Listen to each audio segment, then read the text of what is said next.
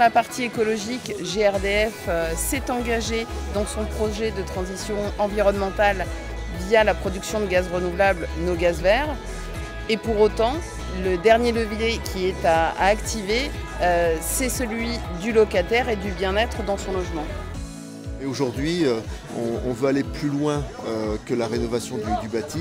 On veut aussi accompagner les résidents pour être plus acteurs de leur vie dans leur quartier. Donc cette journée de transition permet de se rencontrer. En fait, il y aura vraiment un avant et un après rénovation du logement.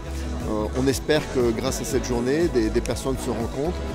On voit sur des stands des choses sur le compostage, sur le recyclage. Ça sera un nouveau départ dans ces logements avec cette journée de la transition. Les enjeux sont forcément multiples, hein. Ce sont des logements très énergivores et donc la première des choses c'était d'avoir enfin des logements bien isolés, des logements modernes. Puis ensuite il y a toute la dimension au niveau transition écologique également bien entendu qui s'inscrit dans ce programme.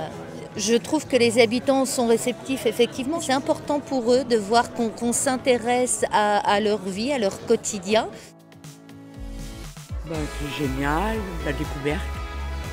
On apprend pas mal de choses sur l'écologie, les gestes, l'économie. C'est bon pour faire des rencontres avec les gens. Non, c'est vraiment une très très bonne journée, une très bonne idée. Moi je suis heureuse, je trouve ça super beau et c'est vrai que la maison, ça n'a rien à voir une fois qu'on l'a récupérée.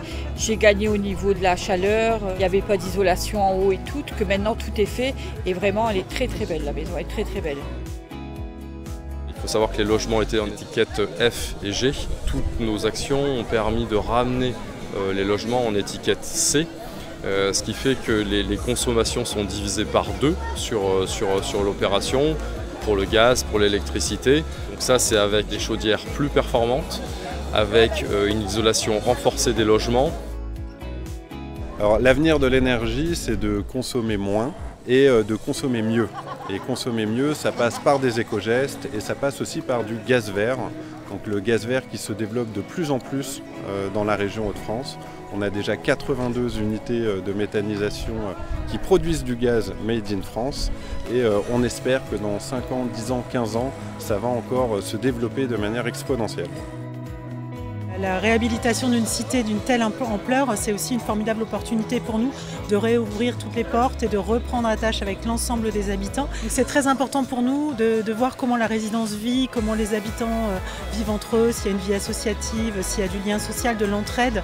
Et tout notre enjeu, ça va être de profiter de cette réhabilitation pour renouer les liens qui auraient besoin d'être renoués. Ces événements comme cela, c'est aussi l'occasion pour nous de faire passer les messages et de remettre notamment la brochure sur les éco-gestes qu'on a réalisés, qui permet de manière aussi un peu ludique de s'approprier les gestes dans l'habitat pour mieux vivre dans le confort, mais aussi maîtriser ses consommations énergétiques. Et on sait que dans le contexte aujourd'hui, c'est extrêmement important et avoir un impact positif sur l'environnement.